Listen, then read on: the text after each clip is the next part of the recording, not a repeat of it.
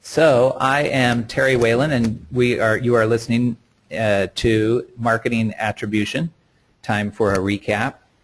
And I am from Some Digital. We are a digital marketing agency based in San Francisco.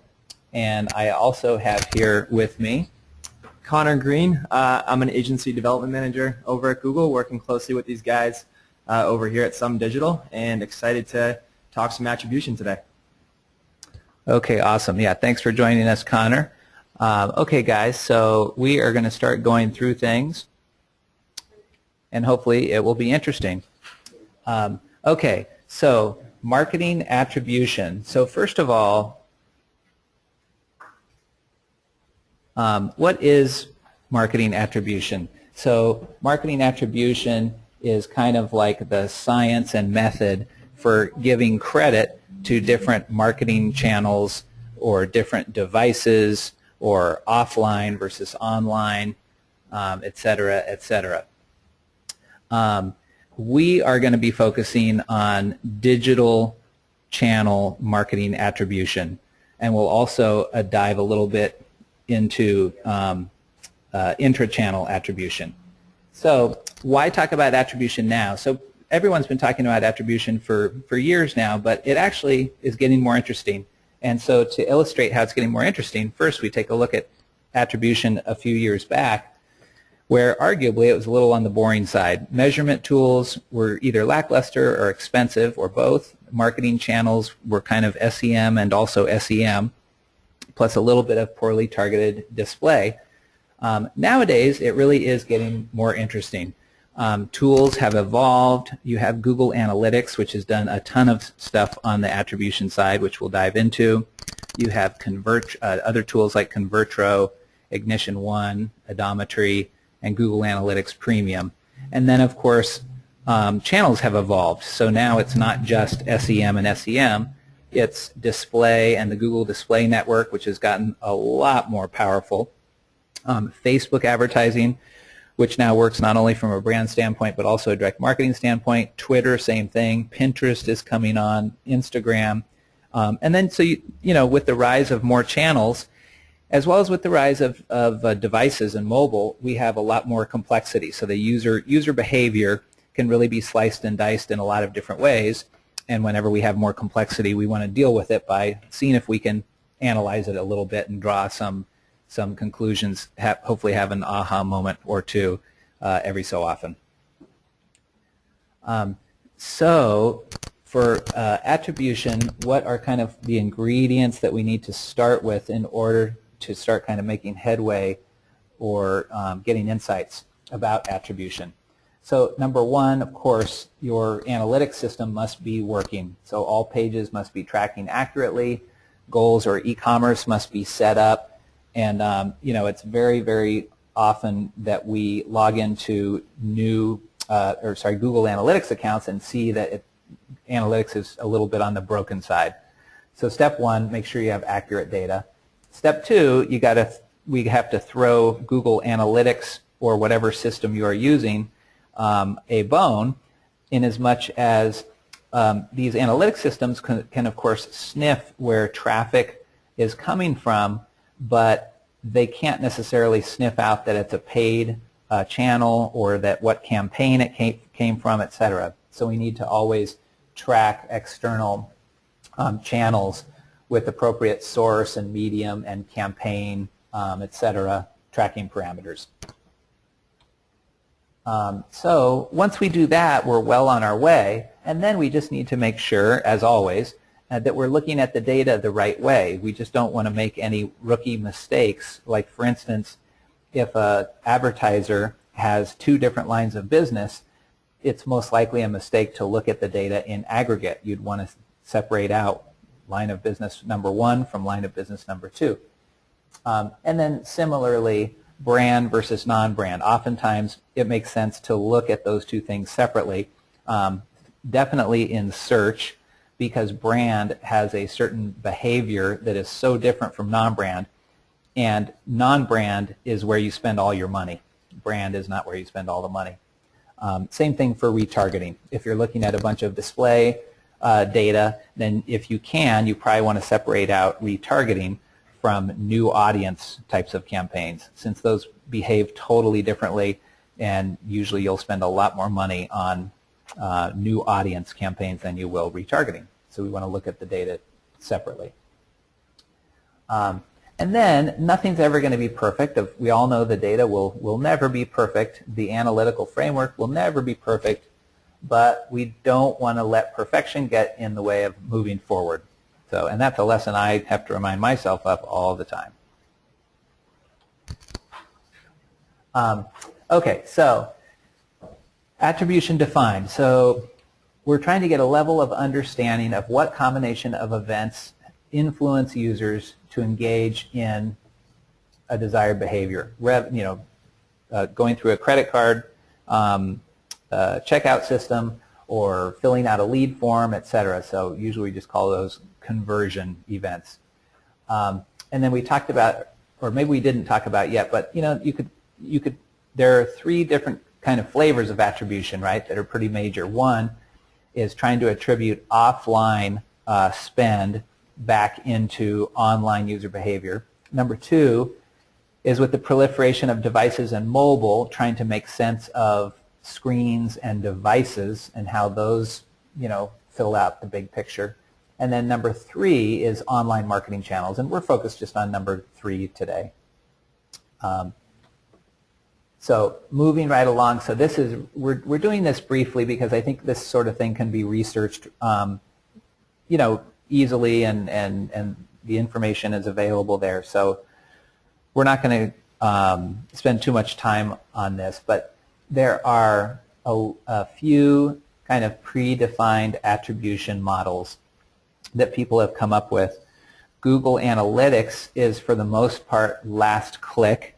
It's actually not totally last click because it's a modified last click, where in Google Analytics, Analytics will give credit to direct as the channel that brought home the bacon, except in the event that there was any other channel or campaign that had an interaction, a click or interaction that then led to the conversion, in which case that last campaign will get the credit. But for the most part, Google Analytics is a last click system. There's first click, so it's possible to give all the attribution credit, the conversion credit, to the first click or interaction that happens with the user. There's linear, so if you had 5 different interactions, I use click and interaction interchangeably. If you had 5 clicks until a conversion event, you would give each step along the way equal credit. There's time decay, which you basically do you give it a half-life, and you say, well, we want a 7-day half-life. And typically you give more recent interactions more credit. And then there's a position-based method, which, without customizing it, it's a 40-20-40 system. So if you have 5 interactions, you would give 40% of the credit to the first one.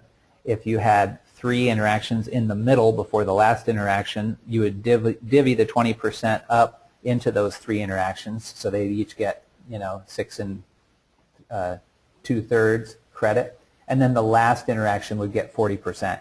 So this favors first and last. Great, and this is Connor jumping in here, guys. So I wanted to talk a little bit about AdWords as well, too. So if you guys are ever getting into the AdWords interface or getting a report directly from the interface, we use last click attribution modeling as the default. So I think that's important to keep note of and understand that all of the credit for a conversion is going to be given to the last click on an ad. So what I wanted to do is also give an example to bring some of this stuff to life. So we talked about how the digital ecosystem is becoming a lot more complex, and it's not the case anymore where people are going to go to a website for the first time and they're going to pull the trigger and make a purchase or complete a conversion. What they're going to do is they're going to, depending on the product obviously or the service, it's going to take a lot of time. There's going to be a lot of searches involved. Perhaps people are going to go through social channels. Perhaps they're going to interact with display ads. So we need to keep note of all these things. So I wanted to give a search example, and for me, I moved out to the Bay Area about a year and a half ago. I'm really into cycling now. I never thought I'd be one of those dorky guys that gets geared up in spandex to go out on the weekends, but that's the reality of what I'm doing these days on the weekends. So after a while, I realized I needed to up my game, and I needed to get some clip-in shoes and also some clips for my bike as opposed to the standard pedals, just to make sure I was looking the part out there. I was being more efficient. So for me, the first search that I did on Google was bike shoes. I'm a total novice, and I really didn't know what exactly to purchase, didn't know how much they would be. So it was a very generic search that I typed in. From there, I did a little bit of research, and you know, for this example, we're going to say I went through an ad and did some research, was browsing around a few other sites. My next search, when I'm going back to Google.com, was a little bit more specific. I searched performance cycling shoes. So again, this is a non-branded search, but it's a little bit more specific, getting a little bit further removed from top of the funnel. And after shopping around a little bit, I realized Shimano's a really great brand. So I decided the next search I'm going to make to really narrow things down is Shimano bike shoes. Did a little more research, and then I pulled the trigger on a pair of these awesome shoes that I'm psyched about. So if we think about this from a last click attribution model, how AdWords would report this, all of the credit would go towards this one keyword, Shimano bike shoes. Now, this is not fully representative of the journey to purchase that I had. There was a lot that went into it. I went to a lot of different websites, and I had those two other searches ahead of time. So the main idea here is bike shoes, that first search, and performance cycling shoes, they got no credit at all, which is just not fair. What we need to do essentially here is think about how we can be more accurate in assigning value or assigning credit to each of these interactions that lead towards a purchase. Cool, thanks, Connor. Okay, so moving along here, let's see here. Okay, so now we're going to jump in to Google Analytics. So we'll be looking at some screenshots from Google Analytics. And the first one we're going to look at is this great attribution model comparison tool. Now that we've kind of gone through the different attribution, kind of template models, and this can be found in the conversions area under attribution. There's a little arrow there. So now we've got a lot of pretty colors, but we want to obviously try to start to at least to get some, number one, understanding, and then number two, the holy grail is any aha moments that we can get from this data, or at least the start of an initial aha moment. So we're in Google Analytics, and we have channel groupings in colors on the left-hand side, and then we've got conversions and CPA as columns, and then those columns are grouped into last interaction, so that's kind of your standard Google Analytics view. And then we have done a custom view, which I'll show you how I did that in another slide. And this custom attribution model is based on a position model, and instead of the 40-20-40, I've done 30-30-40. Those should add up to 100%. And then I have attempted to exclude brand. So for the most part, that's just in search. We've tried to kind of exclude brand in search only because it usually gets a lot of credit for a lot of conversions, and we don't spend a lot of money on it. Since we're looking at things on a channel basis and instead not on within paid search, for example, that seems like the right thing to do. So the real money column is over there on the far right, which is we are comparing the standard Google Analytics data view of last clicker interaction to our custom view. So let's just go through the rows here. So for direct, when we put in our custom attribution model, the 30-30-40 excluding brand, direct gets less credit than it otherwise would in Google Analytics. Well, that makes sense, the way that Google Analytics is set up. Paid search gets a little bit more credit, so it gets another 5% of conversions that we would attribute to paid search on this new model. But 5% really isn't that interesting. It's just too small of a number, so we don't want to talk about it too much. Organic search, people think, of course, is kind of free traffic, and really it's largely not free at all. There's a ton of time and energy and money that goes into increasing your organic search results and resources into SEO. So in this case, with our model that we don't know is correct, but we think it's more correct than last click, SEO really is doing a lot of heavy lifting, and it would get credit, or it does get credit, for 30% more conversions in this model that we are using. So if we were to experiment with different models over time, and if we were to start to get comfortable that the data is accurate, that we're looking at it in the right way, and that the model makes sense, then over time this could lead to more resources being put into SEO, recognizing the heavy lifting that it is doing. Other advertising in this case is getting more credit maybe than it deserves, again, in the Google Analytics framework. So it really should get credit for 23% less conversions, in which case, again, the action item might be, yeah, let's spend less next quarter on these other advertising buckets. So here is how we do our custom model. So in that same, on that same screen that we were just looking at, up top, let me go back to it if I can. Well, you don't see it, but at the top of that screenshot, you would have an option to choose your attribution model that you want to compare. So if on the left-hand side you could see where you would click, there's a Create New Custom Model, and then on the right side screenshot, this is what we've customized. So we've started with a position-based, because we have an option to start with whatever base we want, and then we tweak it.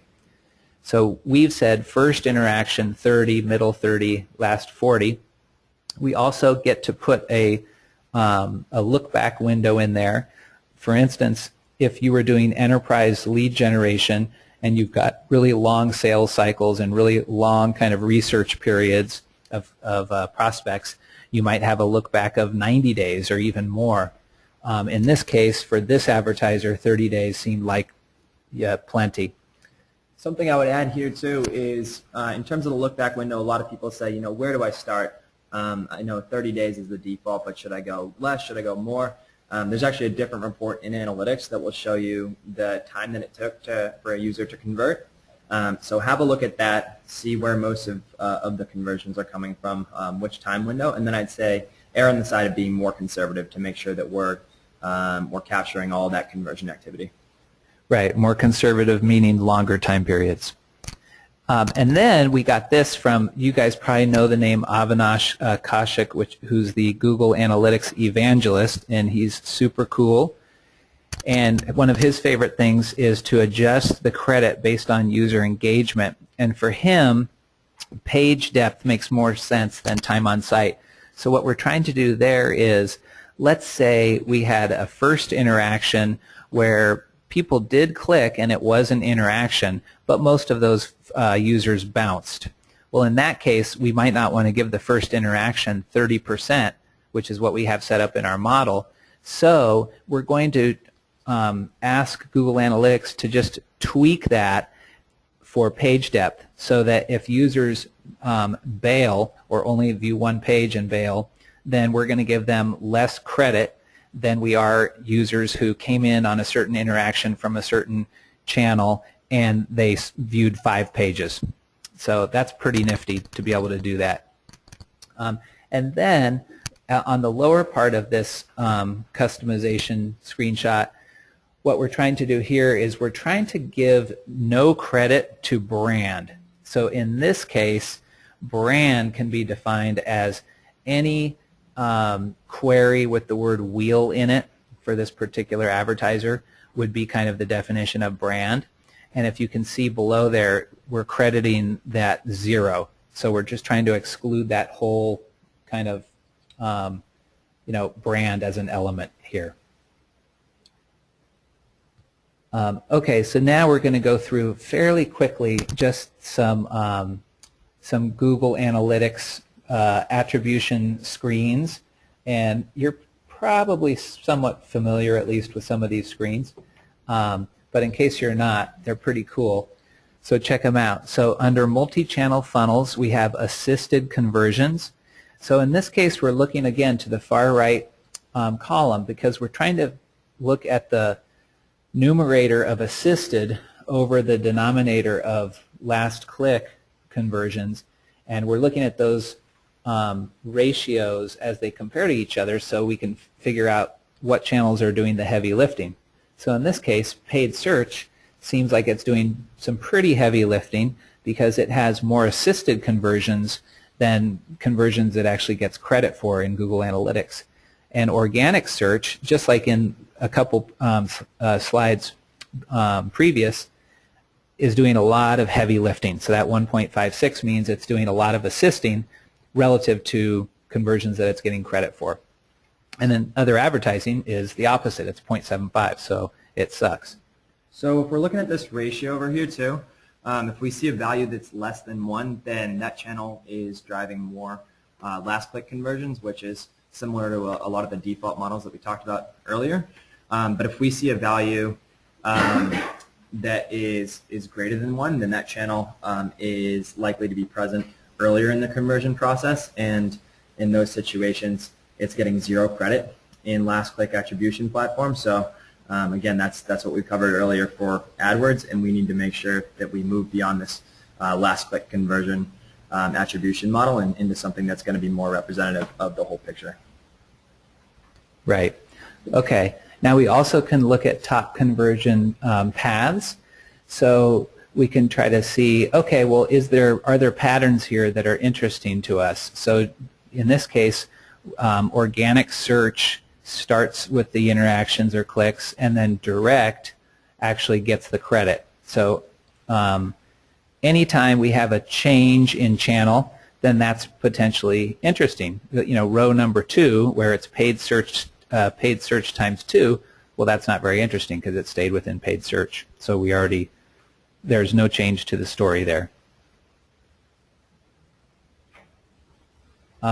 Okay, so now we're jumping from Google Analytics into actual Google AdWords, because Google AdWords also has a lot of great attribution resources. And this attribution, these tools and screens and things have been around for a few years, but again, slowly over time, as things get more complex, as paid search gets more complex and user behavior gets more complex with more devices, the picture gets more interesting to try to look at in different ways. So in this case for AdWords, we just click on Tools on the main screen, and then we click into the Conversions option, and then we look at the left-hand side of the screen in the column called Search Funnels. So this is in Search Funnels. And so we're looking at a time lag here, which tells us if we are advertising, what is the average time it will take for us to actually see a conversion. And for advertisers where, in this case, over 50% of conversions happen over multiple days, and you can see even more than a quarter of all conversions happen 12 plus days from the interaction, then it means that we need to understand that. And so and for one thing, we don't want to panic if we make changes to the account and then we don't see our conversion numbers necessarily increasing or our cost per conversion decreasing, because we need to remember, oh yeah, that's right, there's a time lag factor here, there's latency here. Here's a path length, so we can see how many conversions. In this case, 27% of conversions have more than just one click or one interaction to conversion. So it means that we might have some interesting data. If it was 5 or 10%, probably not that interesting. So in putting these two reports together, one of the insights that I've seen some marketers take, which I think is great, is to think about how they can kind of revamp or optimize their display strategies. So if we see in these reports that it actually takes several days and oftentimes several clicks before someone makes a purchase, say it's an item with a higher price point or a lead that takes a lot of research, then perhaps this is an opportunity for us to understand ways to optimize a remarketing campaign or a retargeting campaign. If it's going to take a lot of research, then throughout that research process, we want to be getting back in front of our customers, re-engaging them, reminding them of the brand and the value proposition, and hopefully bringing them back to the website to ultimately convert. Okay, so here's some top paths data, and in this case, just like with all data, a lot of times you're going through stuff that's a little boring, but you're trying to find the interesting part. So in this case, it's row 5 is kind of the interesting part. Those are 2 different non-brand campaigns, and the alpha flagship campaign is doing some heavy lifting where the non-alpha non-brand campaign is getting the credit. So that's potentially noteworthy. And then we're looking at assisted conversions again, just like we did in Google Analytics, but in Google Analytics we were looking at it on a channel basis. Here we're looking at it within Google AdWords. So it's the same kind of data, but it's within AdWords. So I don't really have much more to say about this one than that. And then another key feature, which, even if you know about it, you can sometimes forget to check it, but it's getting more and more interesting over time, is within the main Google AdWords interface, under the column picker, we have so many more options in the conversions category of our columns that we can add. And so one of the newer options is estimated cross-device conversions. So in this case, the data we're looking at in this alpha campaign is that we have 466 converted clicks, and then we have another 12% added on to that from estimated cross-device conversions. So this is an estimate, right? It's not perfect, but Google does not show the data unless it has a pretty darn good idea that it is accurate. And so many people are logged in now to Google services that Google can do a pretty good job of not just tracking the device but the actual user. So these numbers, they're not always there, but when they are, you can rely on them a lot. Yeah, and just to put some details behind that too, so essentially what we're doing is we're looking at our sample of logged in users, which, as Terry mentioned, is pretty significant, and then we are using that group of users that's logged in, analyzing their behavior, and we're using that as a proxy for the entire population that we see moving between devices. And again, we're only showing these estimates if they satisfy a 95% confidence threshold. So it's something that we want to make sure we're really only surfacing if we're very confident in the data. And so the actionable part of this would be, if you have a certain target CPA, like say your target CPA is $100, well, if you consistently see that estimated cross-device conversions is, you should be adding 12% more conversions, then you can move your CPA to account for those extra conversions that you're not really getting credit for in the main columns of reporting, and then that would be actionable. Okay, so now we're getting to the kind of the end of the presentation, but if anyone has read Avinash Kaushik's multiple pieces on attribution, then kudos, because they're really long, but they're really, really good, and it's easy to find them on the web. But yeah, Avinash, I pulled a fun quote from him, which is that Google Analytics is last-click attribution, and he says, quote, "The only use for last-click attribution is to get you fired if you're a marketer." So he really wants people to make use of those different attribution models and to kind of think about things.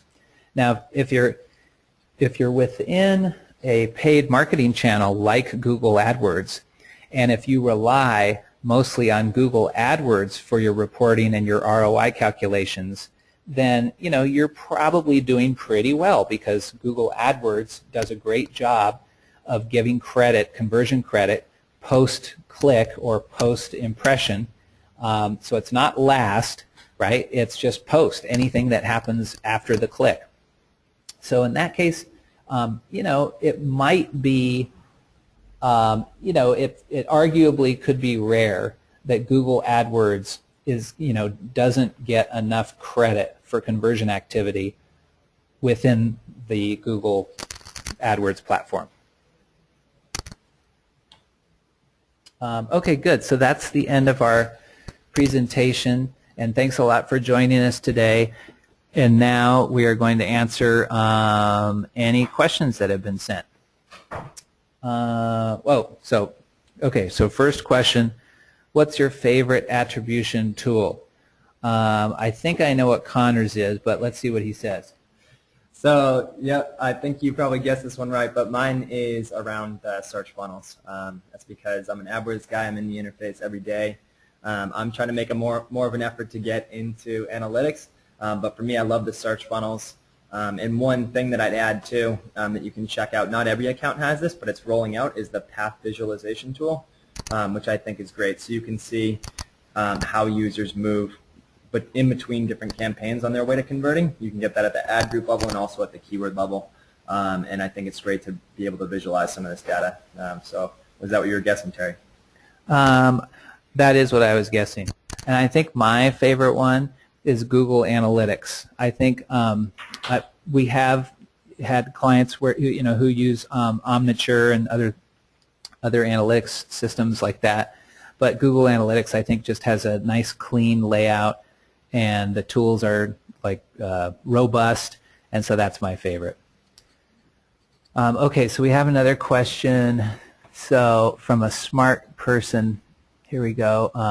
Let me try to see if I can read this. Oh, what would you recommend for mobile attribution? How do your clients attribute downloads to downstream in-app events? So let me first take that briefly. Is for mobile attribution, the systems that come to mind are AppsFlyer or Localytics or some of these kind of mobile-first analytics platforms. Maybe Connor, do you have any input on that one? Yeah, I think the app space can be pretty complicated. I think what's important when we're looking across devices in general too is to pay attention to the full narrative. And I realize I'm taking this a little bit broader here for the sake of everyone involved, but I think it's important for mobile to think of all the valuable actions that someone can take from a phone. So clearly one piece of it is going direct to a website, completing a conversion there. If there's an app, there's certain events that can take place there. If your business values phone calls, there's a lot of call tracking solutions that come into play. So I know this doesn't directly answer the question, but the main takeaway that I'm providing here is to really make sure we're understanding the full value of mobile when we're coming up with some attribution solutions. Thanks, Connor. Another question, this might be the last question here, is what do you think a reasonable attribution window is for fairly measuring, we want to be fair, view-through conversions pardon me, on retargeting campaigns? My answer is that, it depends on the advertiser, but excluding kind of really long sales cycles, really complicated kind of maybe enterprise IT related types of things, or any kind of B2B enterprise stuff, I am comfortable giving full credit for view-through conversions within a 24-hour period. So I kind of think, hey, if they're going to click, then they're going to click. If they just saw an impression, which who knows, they might not have even actually looked at the ad unit on the page, but if they convert within 24 hours, then I'm willing to give the benefit of the doubt and count that as a conversion and give just that view full credit. And anything outside 24 hours, not so much. And I'd say too, that is the default within AdWords. It's 24 hours for view-through conversions if you're choosing to incorporate those into your reporting. But if you see the need for your business type to go back longer, and I know there are plenty of industries where it makes sense to have a longer look-back window, then you can go ahead into the conversion session and customize the look-back window to fit the goals of the business. Okay, cool. So I think we'll keep it to that, everyone. Thanks a lot for listening, and I think that's it. Okay, thanks again. Okay, bye-bye.